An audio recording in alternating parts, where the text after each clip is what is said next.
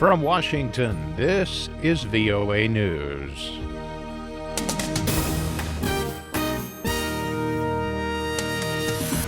I'm David Byrd reporting police in Charlotte, North Carolina have released video footage of the fatal shooting of a black man by police officers that set off violent demonstrations there earlier this week.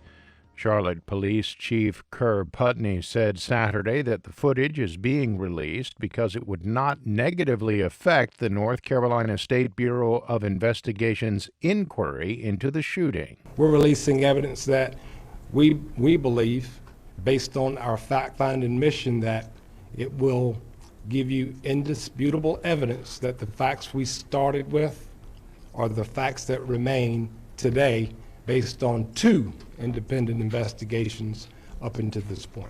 Community activists have been calling for days for Putney to release the body cam and dash cam video of the shooting of 43-year-old Keith Lamont Scott. Scott's family has viewed the videos and called on Putney to release them to the public. On Friday, the Scott family released amateur video of the incident shot by Scott's wife, where police are heard telling Scott to drop the gun several times before firing. President Barack Obama and members of a family that spanned 4 generations rang a bell from an African-American church to herald the official opening of the National Museum of African American History and Culture Saturday. Mr. Obama told the thousands gathered at the museum that it shows how protest and patriotism inform one another. That African American history is not somehow separate from our larger American story. It's not the underside of the American story. It is central to the American story. Others at the ceremony included former President George W. Bush, who signed the bill authorizing construction of the museum, and Georgia Congressman John Lewis, who called it a dream come true. This is VOA News. Syrian government forces and their allies recaptured a strategically located Palestinian refugee camp on the northern outskirts of the city of Aleppo. That came amid heavy Russian airstrikes on rebel-held eastern sectors of the city. As Edward Uranian reports, the strikes flattened buildings, killed and wounded scores of people, and left thousands without water. Amateur video showed multi-story buildings that had collapsed under intense Russian and Syrian government airstrikes Saturday on the rebel-held eastern sector of the city. Bomb craters were visible amid the rubble of some buildings. Syrian government media claimed that Syrian and Russian warplanes were targeting ammunition depots inside rebel-held areas, causing buildings to collapse. VOA could not independently verify the claim. The surge in airstrikes began late Wednesday after the Syrian government announced a renewed offensive to recapture all of Aleppo.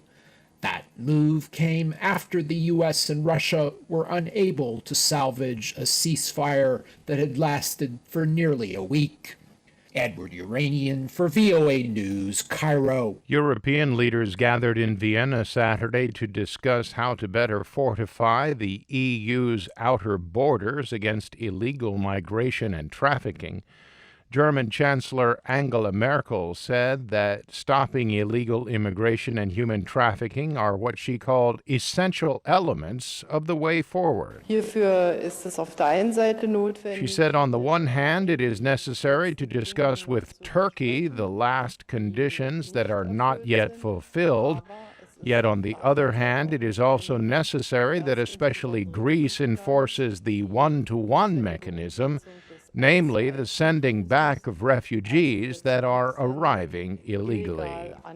Austrian Chancellor Christian Kern said 3 major points were discussed: the expansion of Frontex to strengthen the protection of the borders of the EU. Also on the agenda was the speeding up of Greece's asylum process and the EU-Turkey deal, and the speeding up of similar agreements with other non-member states. Hillary Clinton and Donald Trump say they will suspend weekend preparations for Monday's first presidential debate when they meet separately Sunday with Israeli Prime Minister Benjamin Netanyahu. Netanyahu's office declined to say where the meetings would be held. Trump's campaign staff telephoned the Israeli Prime Minister's office to arrange their meeting after finding out the Israeli leader was scheduled to meet with Clinton, his Democratic opponent. The first presidential debate is Monday in Hempstead, New York. And authorities in Iraq say an attack on a checkpoint killed at least 12 people in Salahuddin province. 23 others were wounded. I'm David Byrd in Washington. That's the latest world news from VOA.